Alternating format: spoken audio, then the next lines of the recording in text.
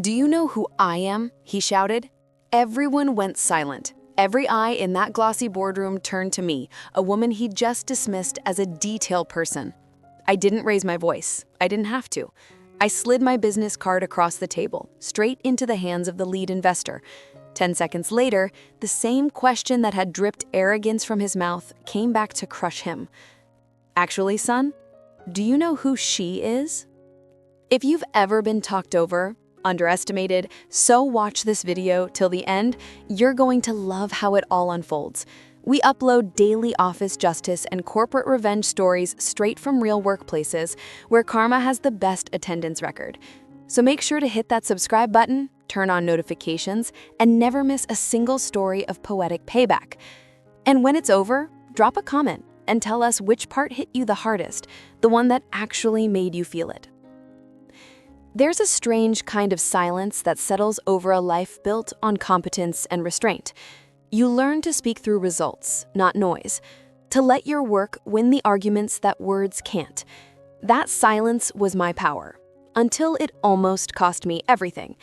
My name is Giselle Lawson, and at 32, I'd poured nearly half my life into becoming an expert in something most people talk about, but few truly understand: security. Not security guards or passwords, but the kind of cybersecurity that decides whether an entire bank sleeps peacefully at night or wakes up to find its data bleeding out on the dark web. I'd been with Tech Vision Systems for 7 years when all this began, long enough to see the company grow from scrappy startup to serious industry player. By the time this story you're about to hear took place, I'd earned a title most people in my field chase their entire careers: Chief Technology Architect, and the founder of our flagship product, Safeguard Enterprise. But for all the complex equations I could recite, nothing prepared me for the single variable that nearly derailed it all: Marcus Wright, Vice President of Business Development. It started slowly, as corporate decay often does, not with an explosion, but with an arrival. Nexus Technologies, a mammoth conglomerate with a history of buying smaller firms and restructuring them beyond recognition, had just acquired us. It came with promises of growth, synergy, and resource alignment. All those glossy buzzwords that sound harmless until you realize they often mean we're about to bulldoze what you built. And Marcus Wright walked in with that same energy. He was tall, loud, and golden boy charming in that way that played well in airports and investor dinners. I still remember the first time I met him. It was 2 weeks after the acquisition, at an all-hands meeting where he introduced himself as the new face of business for Tech Vision. "I believe in big vision, bold moves, and breaking the rules if the rules slow us down," he'd said, pacing in front of the projector like a TED Talk reject. I sat in the second row beside our CTO, David Chen, and tried to keep my expression neutral. Behind the buzzwords, I already saw the problem. He didn't mention the product once. Not once. The product, the very thing that had made Tech Vision worth acquiring, was what I'd spent my career crafting. Safeguard Enterprise wasn't just software. It was the company's beating heart. And suddenly, the heart didn't seem to fit into this new VP's flashy deck. The first time he underestimated me was subtle. We were in a strategy session. Marcus had called it to discuss rebranding opportunities. "Giselle, right?" he asked, flipping through my slides. "You're one of the coders?" "I designed the architecture," I said evenly. He blinked like he didn't quite believe me. "Well, that's great. I'll have my people simplify your technical stuff into something digestible for clients. We don't want to drown them in details." Details. He made it sound like precision was a nuisance. That was Marcus's worldview in a nutshell. Confidence over competence, flash over substance, appearance over accuracy. At first, I tried to stay out of his orbit. My job had always been behind the curtain, crafting systems that spoke for themselves. But Marcus wasn't content to let anyone stay out of his spotlight, especially if someone else's work threatened to outshine his performance. And soon, I became his favorite target. It started with small irritations. Slides I'd built would appear in his presentations with my name removed. Reports I co-authored came back rewritten, stripped of nuance, and laced with empty phrases like industry-leading innovation pipeline. Then, during department-wide meetings, he'd interrupt me mid-sentence with that patronizing smile I grew to loathe. Let's not get too technical, Giselle. The takeaway is we're amazing, right? The first few times I smiled and let it go. I told myself the merger was fresh, everyone was adjusting. But deep down, each dismissal stacked like bricks around my chest. Because every time Marcus trivialized my work, he wasn't just showing ignorance. He was erasing the sheer weight of labor behind Safeguard Enterprise. The sleepless nights, the team of engineers I'd led, the cautious pride I'd built around doing things right. Still, I endured. Quietly. Because power plays like his often collapse under their own ego, if you let time sharpen them enough. The opportunity for that collapse arrived 6 months later, in the form of a single email marked Urgent, Pinnacle Investment Group, acquisition meeting scheduled. Pinnacle wasn't just any investor. They were apex predators in the tech acquisition space, known for throwing hundreds of millions behind companies they believed in. Their interest in our cybersecurity division was worth nearly $400 million, a figure that could define or destroy careers. It was the biggest moment in our division's history. I felt that weight in my bones. The team had worked for 3 months preparing for it, collecting data, refining systems, stress testing every protocol. The presentation would decide our future. Naturally, Marcus wanted control of it. At first, I believed him when he said he'd handle the business narrative, while I'd cover the technical demonstration. But as the meeting date grew closer, his behavior shifted. He stopped looping me into planning calls. Slide decks I created disappeared into final versions I was never allowed to review, and his casual arrogance grew sharper, more territorial. One night, a week before the meeting, I passed by the executive conference room and saw him through the glass wall, rehearsing alone with my presentation slides projected behind him. He was speaking like a showman, selling my system as though the underlying tech were his creation. That was when something in me went cold. The night before the presentation, I stayed late at the office. The world outside the tall glass windows was soaked in city lights and rain. My reflection stared back, tired eyes framed by the glow of screens filled with code and projection graphs. I whispered to the quiet office, "You built this. You know this. Don't let him ruin it." But fear isn't always rational. It curls around logic and squeezes tight. I feared not being believed. What if standing up to him looked like ego? What if speaking out cost the deal, my job, my reputation? I fell asleep around 2 a.m. at my desk and woke with lines from my keyboard imprinted on my cheek. In my inbox, a new message blinked. From Marcus Wright. Subject: Final deck for Pinnacle presentation. Giselle, you'll provide support during Q&A. Keep responses brief and non-technical. Remember, less is more. Support. He demoted me to backup. That morning, as sunlight cut through the blinds, I felt the first spark of defiance burn through exhaustion. It wasn't rage. It was a quiet, measured realization. If arrogance insists on playing with fire, I can let it burn itself. The day of the meeting, my nerves hummed like electrical current. The Wellington Conference Suite at the Grand Windsor Hotel looked like something out of a corporate dream. Polished mahogany table, floor-to-ceiling windows overlooking the harbor, leather chairs that probably cost more than my first car. The kind of room where reputations were either minted or shredded. My team arrived early. Our CTO, David Chen, gave me a reassuring nod. "You ready for this?" "As ready as we'll ever be," I said. My voice was steady, though my pulse was not. At 8:30 a.m., the delegation from Pinnacle filled in. Their founder, Richard Harrington, Sharp eyes, silver hair, the kind of man who read people faster than spreadsheets. Their lead counsel, Jonathan Frost, followed, meticulous and observant, the type who recorded every inflection in his mental ledger. They moved with quiet authority, every handshake measured, every glance deliberate. This was an audience that valued competence above charisma. I took comfort in that. But then, Marcus arrived, 15 minutes late, phone in hand, exuding the calculated swagger of a man born for boardroom theater. The scent of his cologne announced him before his voice did. "Richard, great to finally meet in person," he said, loud enough to echo. He extended both hands theatrically, like a game show host greeting an old friend.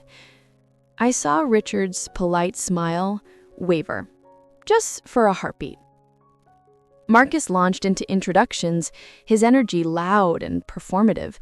He introduced everyone on the Pinnacle side by first name, but when he came to us, and this is David, our CTO, Sarah handles finance, and Giselle helps with the technical details. Helps with the technical details. A muscle twitched just beneath my eye, invisible to anyone but me. I could feel David tense next to me, could sense the silent outrage of our product manager, Alex, across the table, but I kept my face composed, that same quiet calm that had carried me through years of underestimated moments. Because sometimes the calm before a storm is deliberate. As we finished setting up, Marcus drifted to my side, lowering his voice. "Remember, less jargon. Investors hate tech speak. Just smile, nod, and let me handle the big picture, all right?" I nodded slowly, the corners of my mouth barely shifting. He patted my shoulder as though I was being coached through a school presentation, not a billion-dollar technology discussion. I watched him take his position at the head of the table, rearrange my notes, shuffle my slides, and start rehearsing that fake charm smile in the reflection of his tablet. David leaned close to me and whispered, "You prepared for whatever this becomes?" I met his gaze. Completely. Inside, a quiet promise formed. If he tries to silence me when the truth is on the line, I won't let him. The Pinnacle team took their seats. Their expressions were unreadable. Jonathan Frost clicked his pen once, poised for notes. Marcus inhaled deeply, as though stepping onto a stage. His voice boomed across the conference room. "Good morning, everyone. I'm thrilled to present what I believe is the future of cybersecurity." He spoke in glossy, inflated phrases. He called our architecture revolutionary, our market share industry dominant, our results guaranteed. The numbers were all wrong, wild exaggerations polished to impress.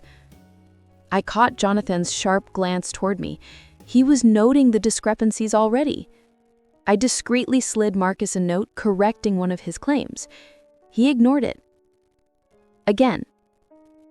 The first crack appeared in Pinnacle's collective composure, an exchanged look between their technical advisors, a quiet frown from their chief security officer. As Marcus babbled on about guaranteed 100% protection against ransomware, I felt dread rise up my spine. He was not just overselling, he was misrepresenting. And when someone misrepresents your work in a room full of experts, it doesn't just threaten a deal, it threatens your integrity. I bit down the urge to interrupt. Not yet, I thought. Wait. Let him build the rope. Because one thing I knew, the truth has patience. And that patience, it was about to become my most dangerous weapon. The forecast that morning had promised sunshine, but the world outside turned slate gray before noon, as if the weather itself had tuned into the tension in that room. Inside the Wellington suite, Air conditioning hummed in uneven waves, rattling the spotless window panes. The kind of cold that isn't about temperature, but about people holding their breath. Marcus was in full flight. His words looped through their early morning bravado until even the interns from the Pinnacle side stopped writing and simply watched him perform, eyebrow raised. You could almost hear the rhythm of his sales phrases forming a hollow beat. Game-changing, disruptive, synergy, industry dominance. Every time he bragged, the fabric of truth stretched thinner. Every minute that passed without a pause for technical substance, that fabric frayed. I glanced toward David, his jaw tightened. Sarah, our finance director, was scribbling in the margins of her folder, small, angry circles, the kind people make when they're trying not to scream. Jonathan Frost, the lead counsel, took another note. He pressed the pen so hard the tip squeaked against the paper. I could feel the embarrassment coiling underneath my ribs. It's the kind of embarrassment that doesn't belong to you, but still lives in your chest. The second-hand humiliation of watching your work turned into an overblown sales pitch. Then came the first question that should have changed the rhythm. Richard Harrington leaned forward slightly. His voice was calm, curious, and so precise it could cut glass. Mr. Wright, these projections look ambitious. Could you walk us through how your security suite achieves this performance increase, particularly against zero-day exploits? Marcus gave that smile again, the everything is fine smile, the bluff.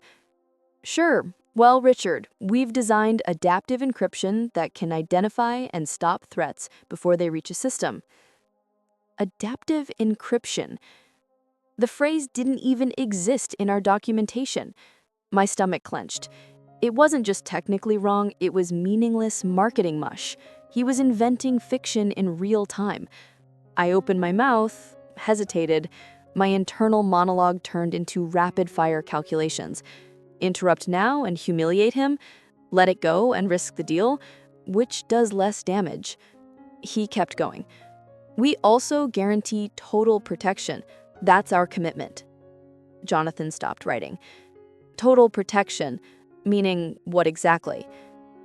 Meaning, Marcus said, no data loss, no breaches, 100% safety. He spread his arms like a magician returning doves to the hat. That was it. He had crossed the line between exaggeration and deceit. I cleared my throat. If I may clarify, our system demonstrates a 98.7% mitigation rate in live testing environments, but it's never correct to guarantee. Marcus's laugh sliced across my sentence. Always chasing decimals, aren't you, Giselle? The big picture is safety. Half the table turned towards me. The other half looked down, pretending the alarm in their faces wasn't real. Richard's eyes flicked from me to Marcus. He think decimals matter, he said evenly, especially when we're investing $400 million. Marcus shifted, forced to cuckle. Of course.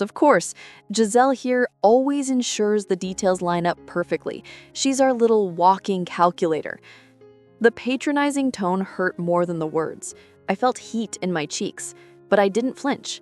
Somewhere under the embarrassment, a new awareness stirred. The investors weren't laughing with him, they were assessing him. After the first hour, I stopped taking notes. My mind started imaging scenarios instead. What would happen if I simply stood, reclaimed the presentation, and told the truth? Would Catherine, our CEO, fire me on the spot? Would Marcus try to spin it as mutiny? Could I live with myself if I did nothing? Underestimate is a mild word. What he was doing now wasn't garden variety underestimation. It was character stripping. Every time he dismissed me, he was rewriting the story. In his version, he was the brains, I was decoration. The irony was that the investors wanted the exact opposite of what Marcus was offering. You could see it in their eyes. They were waiting for substance, for proof. Every seat creaked with withheld questions. At one point, he clicked to a slide showing a 63% market share in finance and 47% in healthcare. I froze. Not only were those numbers wrong, they were 2 quarters old. I'd sent him the updated figures myself. I glanced at David, silently asking for permission to intervene. He nodded, the smallest emotion. Correction, I said carefully. The accurate figures are 38% and 22%. Still strong, but not those. Marcus didn't even glance at me. Remember, folks, that's today's figure. Our momentum indicates nearly double that within the next few cycles. He was rewriting reality mid-sentence. Richard folded his hands, the corners of his lips flattening. Jonathan's pen scratched again. If I had taken a pulse then, his career would have already been in decline. But none of us knew yet what form that decline would take. By the 90-minute mark, you could taste the tension. My heart beat at double tempo. There's a peculiar adrenaline when your integrity fights for oxygen in a room that's running out of it. The Pinnacle's chief security officer, a woman named Dana Moore, asked the question that would light the fuse. You call it adaptive threat detection. Can you clarify how it distinguishes normal user anomalies from actual intrusions? Does it use a supervised or unsupervised learning framework? It was a softball for any engineer. To him, it might as well have been ancient Greek. Marcus hesitated. You could see the gears jam behind his eyes. It's, well, a hybrid model. Very sophisticated stuff. Proprietary. He turned his smile on me like a weapon. Giselle could give you the programming jargon, but we're focusing on the big picture. Dana didn't even blink. I'd value the jargon. Richard nodded. Yes, so would I. That single nod was a lifeline. I could feel the rope tightening, around Marcus's neck, not around mine. Well, Marcus stammered, tugging at his tie. The thing to remember is, it works better than anything else. Jonathan lowered his pen. That's not an answer, Mr. Wright. And then, the outburst. The moment that seared itself into every mind there. Marcus smacked his palm against the table. The glasses rattled, the projector trembled on its stand. I said I'm leading this presentation. He pointed at me. She's support. She answers to me. The words didn't echo once. They hung there, like smoke. I remember my pulse dropping, suddenly calm. When a storm hits its loudest, silence becomes armor. I looked him straight in the eye, and every audience member in that room looked with me. Mr. Wright, Richard said, voice like the edge of winter. Please sit down. Marcus blinked, half laughing in disbelief. Do you know who I am? Those 6 words, every syllable carried the weight of someone who had never faced consequence. The arrogance of a man who thought authority meant untouchable. That's when I made my choice. People imagine revenge as something that builds slowly, but in truth, the decision is instantaneous. The execution is what takes time. Without a word, I reached into my blazer, removed my small silver card case, and set one card on the table. It slid like a blade of light across the wood until Jonathan picked it up. He read it, raised an eyebrow, then passed it to Richard, who studied the embossed text. When he spoke, his tone was soft, but the power behind it could knock down walls. Actually, son, do you know who she is? Everyone froze.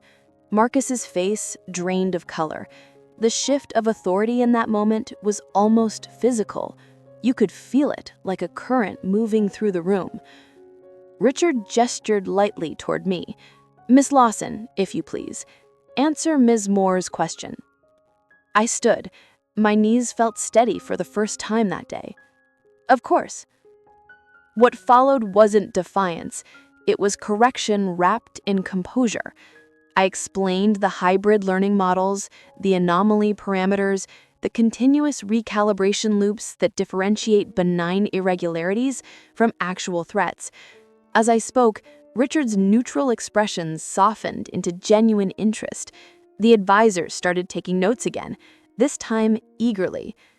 Even the hum of the air conditioner seemed to quiet in deference. Marcus sat rigid, eyes fixed on a smudge on the table.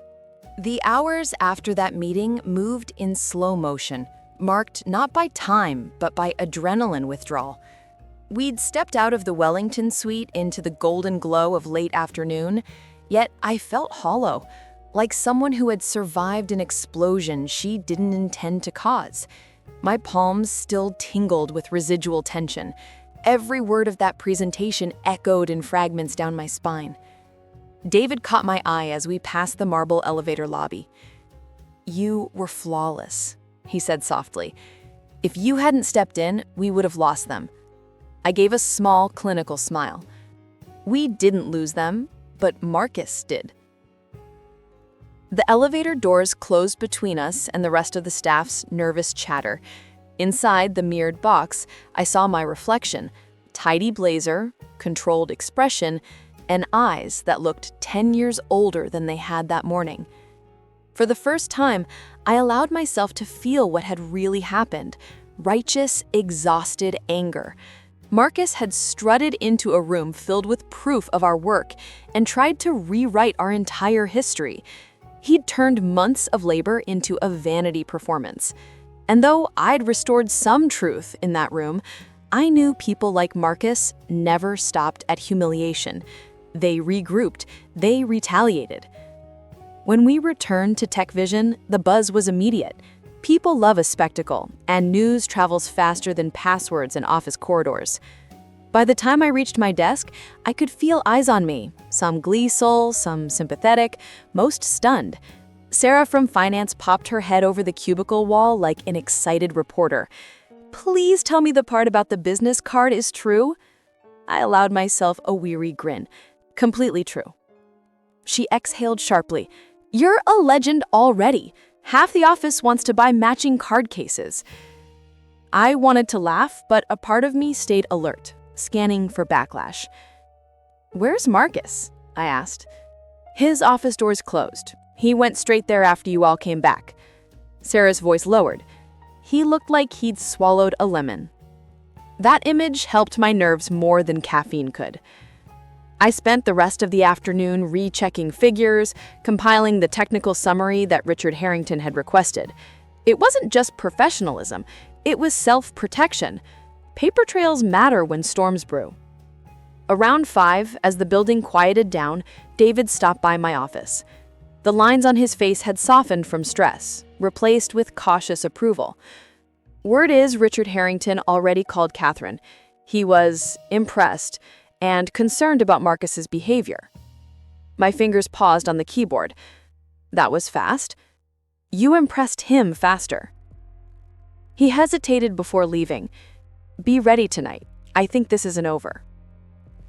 Those words sat in my mind as streetlights flickered outside my window. I had been preparing code my entire career, but that night I began preparing for a different kind of defense, the human kind. At exactly 7:26 p.m., my phone buzzed. Incoming call, Catherine Blackwell. Our CEO's voice was usually calm, deliberate. Tonight, it carried that clipped edge executives use when they're bracing for cleanup. Giselle, Richard Harrington just called me. He said today's meeting was illuminating. No grading, no small talk, just straight to triage. I leaned back, forcing my voice steady. I assume he wasn't talking about the slides. He wasn't. A sigh through the line. He praised your performance, explicitly said Pinnacle's interest now hinges on you leading the technical aspects. He also said Marcus's conduct was unacceptable. Hearing it out loud unleashed an odd mix of relief and alarm.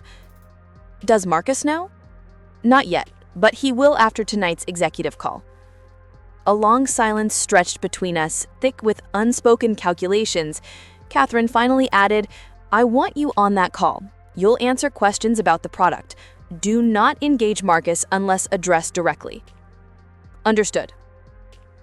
When she hung up, I stared at the dark screen for several seconds. Then I whispered to the empty room, let's finish what he started. By 9, I was seated in the video conference boardroom. The gleam of polished wood reflected the blue light from the world map display behind the screen. Tiny rectangles of faces populated the monitor. Catherine, our CFO, COO, several board members, and Marcus himself. He looked composed again, hair smoothed, tie straight, the mask carefully re-glued. It fascinated me how fast some people can rebuild their illusions. Catherine started crisply. "We're addressing concerns raised by Pinnacle investors regarding today's meeting." Marcus plastered on his corporate smile. "Ah, yes, bit of miscommunication, that's all. Giselle and I had a slight difference in presentation style." I breathed slowly, reminding myself not to react. William Porter, the board chairman, interrupted. "Richard Harrington doesn't describe it as a difference in style. He said your claims were materially inaccurate." Marcus's smile flickered. "He misunderstood my enthusiasm. Investors appreciate confidence." "Apparently not this time," the CFO said, scrolling through his notes. "They called your statements irresponsible and misleading." The pause that followed lasted long enough to hear the hum of the HVAC. Catherine shifted the conversation. "Mr. Wright, Richard also insisted all future correspondence be directed to Miss Lawson and Mr. Chen. He specified that your participation could jeopardize negotiations." It hit like a quiet gunshot. Marcus's face tightened. "I find that difficult to believe." Catherine's voice didn't waver. He said it verbatim. Furthermore, he followed up with documentation detailing discrepancies between your presentation and verified company data, discrepancies Miss Lawson corrected on site. The chairman folded his hands. "Which raises an even larger issue. Catherine has reviewed your resume claims. Several of your supposed deals cannot be verified." Marcus froze. "Excuse me?" "You listed yourself as lead negotiator for the Jenkins acquisition while at Stratus Analytics. Stratus confirms you were, an account assistant at the time." He opened his mouth, closed it again. "That must be an error." David, ever meticulous, spoke next. "Marcus, I've personally confirmed at least 3 similar discrepancies.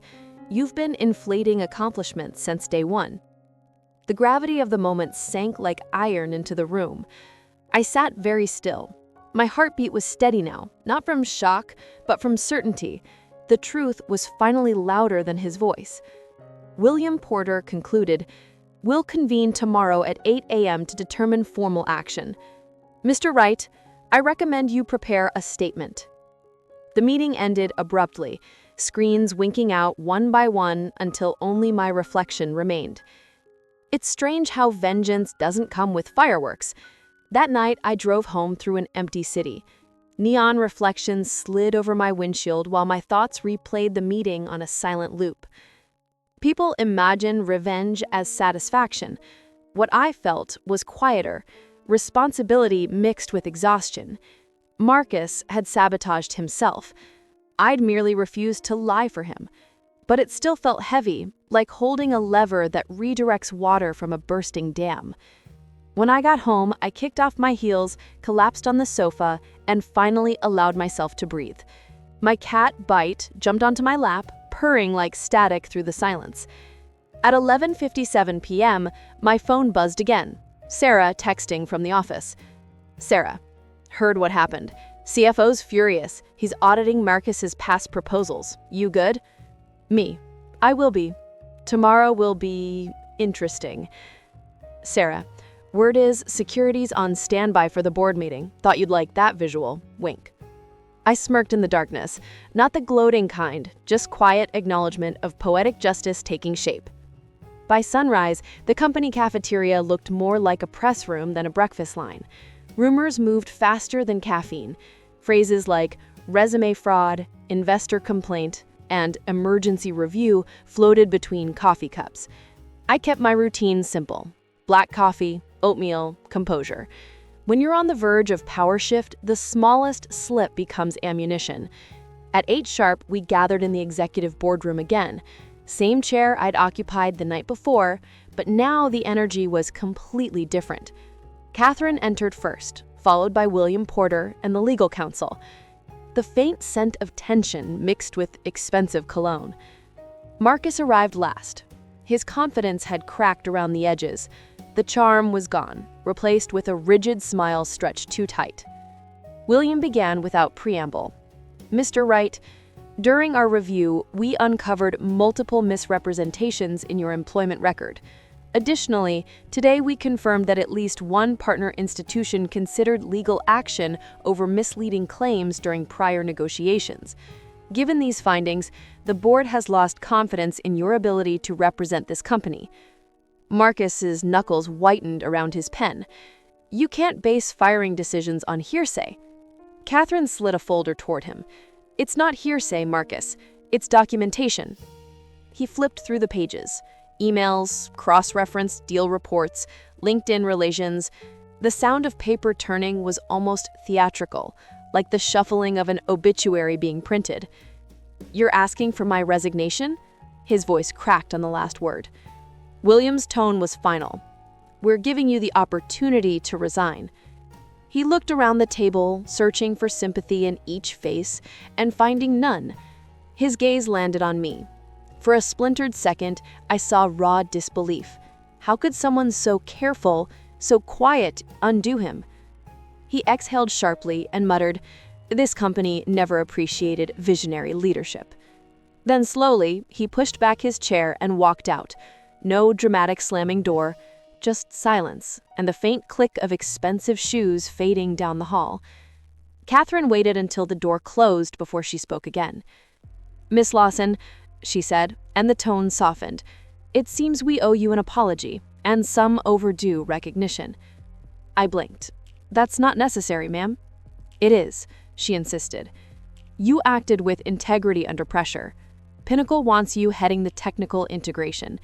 David and I have discussed it.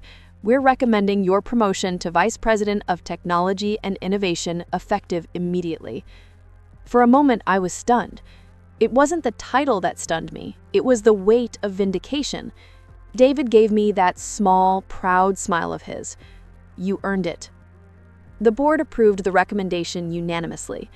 The conversation that followed was procedural, but underneath it flowed an unspoken current. The culture here was changing, starting right now. When the meeting adjourned, Catherine approached privately. "The way you handled him in that room was extraordinary. Quiet power is rare, Giselle. Don't lose it." I nodded, still absorbing everything. "Quiet power," I repeated. "That I can manage." Over the next few days, formalities rippled through the company. Announcements, departmental reassignments, HR notices. Officially, Marcus White had resigned to pursue new opportunities. Unofficially, the story spread like wildfire. The VP who shouted, "Do you know who I am?" at the wrong person.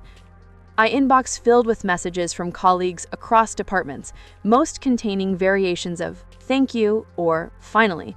I didn't respond to all of them. Real victory doesn't require an audience. But one message from an anonymous sender stood out. "I worked with Marcus at Stratus Analytics. He took credit for my project and nearly tanked my career. What you did, standing up to him, means more than you realize. Thank you." I stared at that message for a long minute, realizing my mind had metastasized into something bigger than personal justice. It had become collective relief. Every industry has its Marcus types, charismatic frauds sustained by other people's silence. For once, silence had turned against them. When the official announcement of Marcus Wright's resignation hit the internal company bulletin, it landed with the subtlety of a thunderclap. The words were sterilized, of course, polite corporate euphemism at its finest. Marcus Wright has decided to pursue new opportunities outside TechVision Systems. We thank him for his contributions and wish him continued success. The comment thread below that post filled with little digital ghosts of professed shock and polite goodbyes.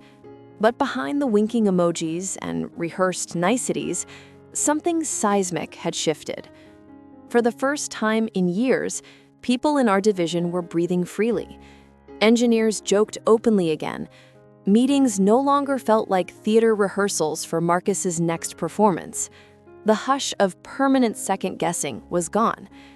It took me a few days to realize the silence had changed pitch, from fearful to productive. Our CEO, Catherine, asked me to lead a new all-hands meeting to re-stable morale. She wanted reassurance, the staff wanted truth. I stood at the same spot where Marcus had once delivered his pompous monologues, staring out at a sea of cautious faces. The past few weeks have been eventful, I began. There were soft chuckles. But through all of this, one thing became clear. Expertise isn't a distraction. It's our foundation. Every number on a slide, every piece of code on a screen, it all matters, and so do the people behind them. A few heads tipped upward. Someone at the back clapped once, then stopped, unsure of the room's rules. I smiled. So here's our new rule. If you've built something, you deserve to be heard about it. No more speaking over engineers. No more silencing expertise. This company will speak through competence again. Applause spread slowly at first, then gathered strength. It wasn't noisy like Marcus's applause had been. It was steady, measured, like a promise. That sound was my real revenge. Culture changing one pair of hands at a time. 3 days after the board meeting, TechVision's legal counsel confirmed what many suspected. During HR's mandatory due diligence review following Marcus's termination, they uncovered even more resume fabrications. Fabrications that indicated not just arrogance, but potential fraud. Catherine briefed me personally. Our lawyers are sharing the findings with his previous employers. It looks like this pattern's been going on a while. I exhaled, half pity, half relief. So the legend of Marcus Wright continues, just not the way he planned. Seems that way, she replied, a trace of a smile pulling at the corner of her lips. But your legend's starting too. Richard Harrington called again this morning. The acquisition deal's set to finalize, and he wants you leading integration discussions personally. Personally? Her word exactly. Congratulations, Vice President Lawson. Even hearing the new title felt surreal, but beneath the professional satisfaction was something quieter, steadier. Vindication. When the next video call with Pinnacle took place, Richard himself joined, as did Jonathan Frost and Dana Warr. Jonathan looked up as my image appeared on the screen. Ah, Miss Lawson, or should I say Vice President Lawson. Congratulations on a well-deserved promotion. Thank you. And thank you for noticing. Richard chuckled softly, a low sound full of satisfaction. Your business card was the most efficient due diligence tool we've ever seen. We'd intended to vet your leadership team thoroughly. Turns out one 10-second moment did the work for us. Jonathan added dryly, transparency saves time. Their humor wasn't cruel. It was the kind of humor shared among people who'd seen one too many frauds rise and fall. For the next hour, we spoke pure technology, pure strategy, no showmanship, no inflated adjectives, just professionals speaking a common language. By the time we logged off, Richard's grin told me everything. The deal was secure. He ended the call with a final note that stayed with me. Competence isn't loud, but it always echoes. The following months were a blur of 12-hour days, investor calls, and integration workshops. I learned what true leadership costs. Not attention, but endurance. Every decision felt heavier now, but also truer, as if the floor under my professional life was finally solid. David remained my closest ally, quietly thrilled to see our division thriving again. Sarah dove into budgets with renewed confidence. Even Alex, our ever-skeptical product manager, seemed lighter. We launched 2 updates to Safeguard Enterprise before the acquisition even closed. Features Marcus had once dismissed as too technical for the market. Both releases broke sales records. At team happy hours, jokes about business card moments became a shorthand for quiet rebellion. the point where you stop asking permission to be competent. I didn't correct them. They'd earned the joke.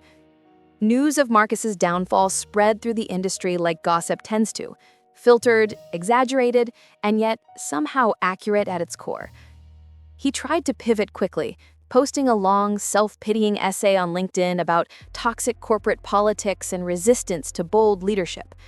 Within hours, the comments section filled with contradictions from people who'd worked with him before. Every glossy half-truth he'd built unraveled publicly under the weight of other professionals saying, "Actually, that's not how it happened." The post vanished the next day. His profile was gone a week later. Someone later told me he'd moved to a small startup on the West Coast. Maybe he'd learned something there. Maybe not. Either way, he was someone else's cautionary tale now. 3 months after Marcus's exit, I received an email from a junior developer named Rebecca. Subject: Thank you. Hi, Giselle. I was in a meeting last week where a marketing lead started oversimplifying our encryption protocols to impress a client.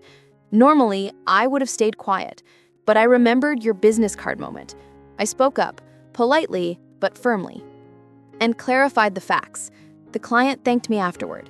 It felt good. Just wanted you to know that what you did changed more than one meeting. I stared at the message for a long time. Then I printed it, pinned it behind my monitor, and left it there as my reminder: leadership isn't about volume, it's about visibility for yourself and those who come after you.